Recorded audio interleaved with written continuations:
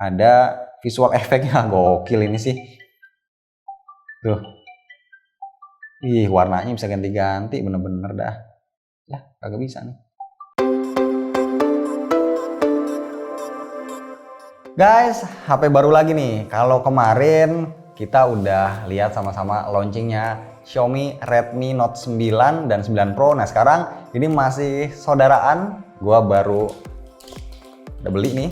Seperti biasa dikaretin ya. Ini adalah Poco F2 Pro atau F2 Pro, dan untuk memenuhi aturan pemerintah jadi kita udah bayarin pajaknya seperti biasa. Oke, nah ini dia handphonenya, kardusnya solid warna hitam. Kali ini ada plastiknya, tapi tuh udah dibuka karena kan dicek sama bea cukai ya. Oke, nah untuk depannya cuman ada tulisan F2 Pro, di sebelah kiri ada tulisan Poco F2 Pro dan high res audio. Di sebelah kanan cuman Poco F2 Pro aja tulisannya. Nih di belakang kosong. Speknya ada di mana? Tuh, ada di bawah. Ini kita beli yang varian 6GB dengan storage 128GB. Kenapa nggak yang 8GB? Karena kosong. Kita pilih yang Cyber Grey. Dah, langsung aja dah buka. Gue udah nggak sabar. Ih, ini kuning gini ya, kayak Realme. Oke, kita lihat dulu ya isi dalemannya. Ini ada SIM ejector, ada buku panduan sama kartu garansi. Terus ini casingnya dikasih yang transparan. Ini sih kayak ini sih ya, kayak karet. Tapi tetap agak keras sih kalau ditekuk-tekukin kayak gini. Agak lentur, cuman nggak terlalu lentur-lentur banget. Terus ada teksturnya nih, bunyi. Kita lihat chargernya ya. Untuk chargernya ini ada logo Xiaomi dengan outputnya maksimal 33 watt, mantap. Terus ini kabel USB-C ya. Udah selesai. Nah tadi itu kardus dan juga isi yang ada di dalamnya. Sekarang kita lihat handphonenya. Kita bersihin dulu ya. Oke.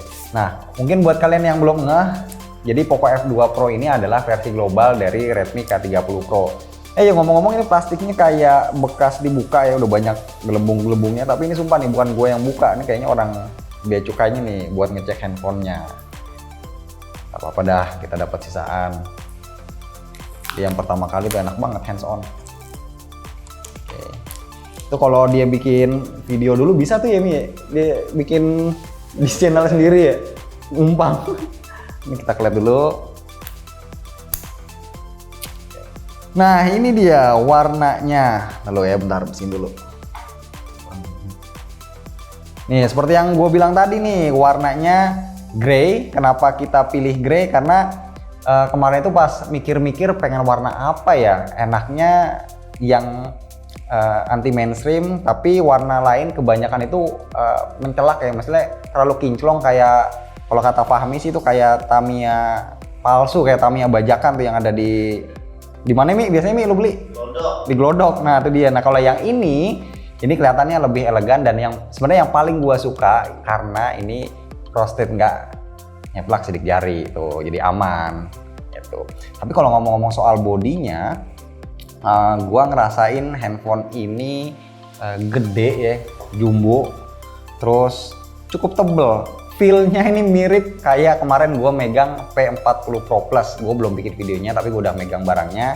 Terus untuk materialnya so pasti karena ini flagship dari kaca. Untuk bagian tulangnya nih, frame-nya solid banget. Ini dari metal. Sekarang kita bahas ininya, interface-nya ya. Di atas dulu deh. Di atas ini ada jack audio, terus ada infrared blaster, terus ini ada kamera. Ini ada kamera pop up. Di sebelah kanan ada tombol power, ada aksen warna orange. Ini ikutin kayak Pixel nih jadinya, model begini mulu kebanyakan. Terus ada volume rocker di bagian atasnya. Di sebelah kiri nggak ada apa-apa, kosong. Dan di bawah ada grill speaker, ada port USB-C dan slot SIM card. Ya kalau dilihat-lihat ya, untuk bagian belakang ini cenderung polos ya. Bagian sini ini kosong banget, panjang tuh, ada area kosong. Gue sih suka-suka aja karena apa? Nih, kameranya bentuknya bulat. Menurut gue ini lagi-lagi seperti yang gue suka, ini anti mainstream. Walaupun sebenarnya ada beberapa handphone yang udah pakai model begini. Yang paling terkenal baru-baru ini Huawei Mate 30 Pro, dan yang terakhir itu bahkan Infinix ya, itu udah mulai pakai kamera model bulat begini. Tapi ya nggak apa-apa lah, at least masih jarang yang pakai. Terus yang gue suka, nah ini bagian depannya nih, selain layarnya jumbo, udah pakai apa namanya, udah pakai screen guard, tapi ini bukan tempered, dan udah dilapis Gorilla Glass 5 di depan sama di belakang. Oke, langsung aja kita nyalain. Setupnya udah mau selesai nih, dan tampilan awalnya kita disambut dengan pilihan untuk memilih tema. Ada 6 nih yang dikasih. Ada klasik, limitless, rhodium, radiance, gamer, dan petal. Nah, karena gue adalah seorang gamer, so pasti gue pilih yang ini, petal. Ini tampilannya unyu banget, warnanya sesuai dengan gamer ya, nih ya.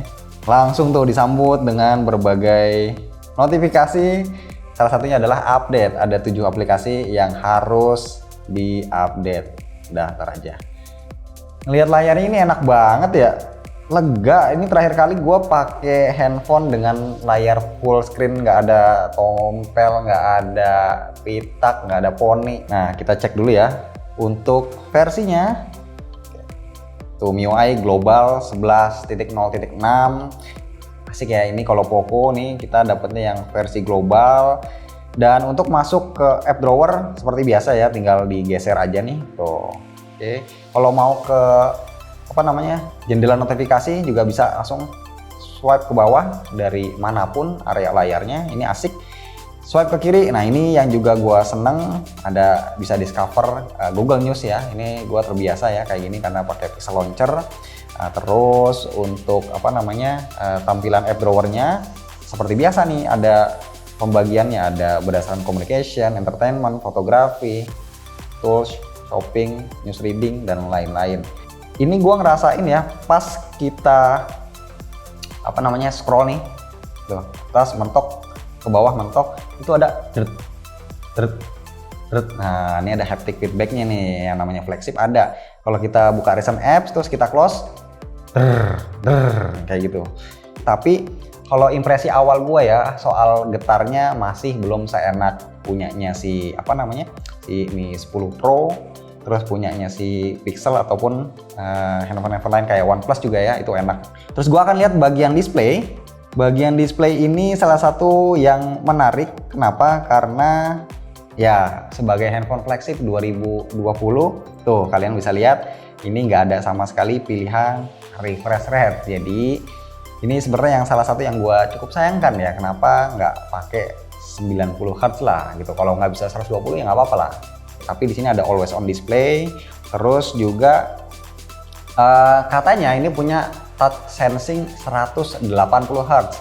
Jadi harusnya ya kalau misalkan kita pakai buat main game-game yang butuh sentuhan dengan tingkat sentuhan yang tinggi kayak real drum atau game shooter, itu lebih presisi karena ketika disentuh layarnya langsung bisa merespon dengan lebih cepat karena 180 Hz. Jadi bukan soal smoothnya ya kalau touch sensing.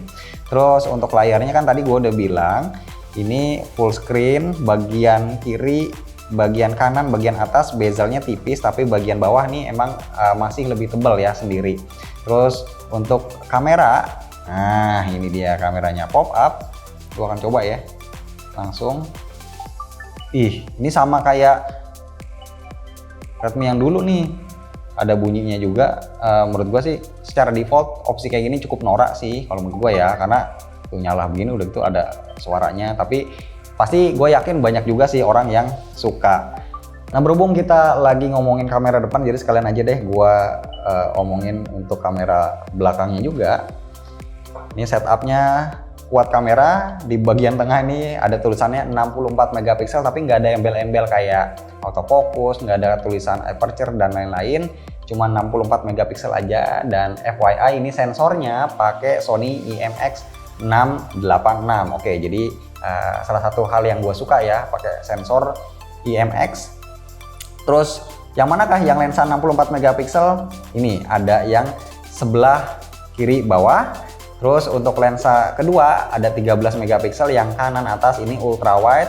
Terus ada dua lensa yang menurut gue ini bonus ya, yang di sebelah kanan bawah ini 5 megapiksel makro, tulisannya sih telefoto makro, dan yang sebelah kiri atas ini yang menurut gue paling gimmick, yaitu 2 megapiksel buat depth focus. Kenapa gimmick ya? Karena sekarang udah banyak device dengan satu kamera yang bisa motret bokeh dengan bagus. Salah duanya itu kemarin gue coba ada iPhone SE 2020, itu bokehnya udah oke, dan juga bahkan tablet punyanya Samsung Galaxy Tab S6 Lite itu kamera belakangnya cuma satu dan bisa motret bokeh, hasilnya rapi. Oke, jadi karena itulah gue bilang ini cuma lensa gimmick ya, buat bonus aja. Sekarang kita balik lagi, kita lihat interface untuk kameranya.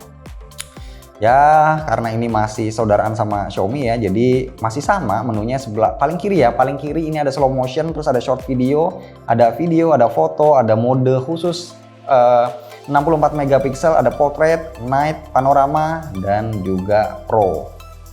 Sementara kalau di atas ada flash, HDR, AI, nah ini makro, terus ini untuk filter, dan sini menu-menunya ya. Untuk setting, untuk frame-nya, rasionya, dan lain-lain, termasuk grid juga. Dan kalau kalian mau ganti lensa ultrawide, pilihannya ada di sini 0,6 kali, dan untuk telefoto 2 kali. Nah, sekarang gua akan kasih lihat settingnya. Di sini bisa nyalain tuh watermark, bisa custom juga. Terus untuk lensa ultrawide-nya ternyata ada correct distortion. Jadi buat ngebenerin ya biar nggak peyang gambarnya. Terus ada bisa milih picture quality, ini ada high, standar, ada low. Terus ada pilihan buat aktifin hey if format. Terus apa lagi ya yang menarik ya? Ini untuk kamera pop up-nya ini ada visual efeknya, gokil ini sih. Tuh, warnanya bisa ganti-ganti, bener-bener dah. Kagak bisa nih. Oke, jadi warnanya bisa diganti, terus sound efeknya bisa diganti juga nih. Gua coba. Pilihannya nih defaultnya nih xylophone. Ya ini kondor nih. Ini kayak celana dalam kondor ya. Nah, ini efek kondor kayak robot. Oke, jadi total ada 5 pilihan warna untuk animasi buka buka kameranya, dan juga pilihannya untuk suara ada 6. Bahas kameranya udah, nih terakhir gua mau bahas sedikit soal speknya. Oke, karena ini handphone flagship, jadi si Poco F2 Pro udah pasti ya pakai Snapdragon 865. Terus untuk GPU-nya Adreno 650. Tadi yang gua bilang ya, kapasitas RAM-nya ini ada 6 GB atau 8 GB. Cuma bedanya kalau yang 6 GB itu ternyata pakai RAM DDR4. Kalau yang 8 GB itu pakai DDR5. Jadi di atas kertas harusnya lebih cepat yang 8 GB. Terus untuk storage-nya yang 6 GB tadi tandemannya sama 128 GB. Untuk yang 8 GB itu tandemannya 256 GB. Jenisnya sama-sama UFS 3.1. Nah, ini menarik ya. Kenapa? Karena OnePlus dan handphone flagship lainnya yang ngakunya cepet itu rata-rata masih UFS 3.0, dan si Poco F2 Pro ini ternyata udah pakai UFS 3.1. Ini adalah sebuah hal baru ya, yang tentunya cukup bikin penasaran buat nanti buat tes juga, terutama untuk speed storage-nya. Oke, gua rasa segitu aja udah cukup ya untuk impresi awal gua di video unboxing tentang Poco F2 Pro. Untuk pembahasan lebih lanjut yang pasti nanti ada review. Mungkin kalau kalian pengen ada tes kamera atau tes gaming ya, bisa nanti kita bikinin, jadi komen aja di bawah.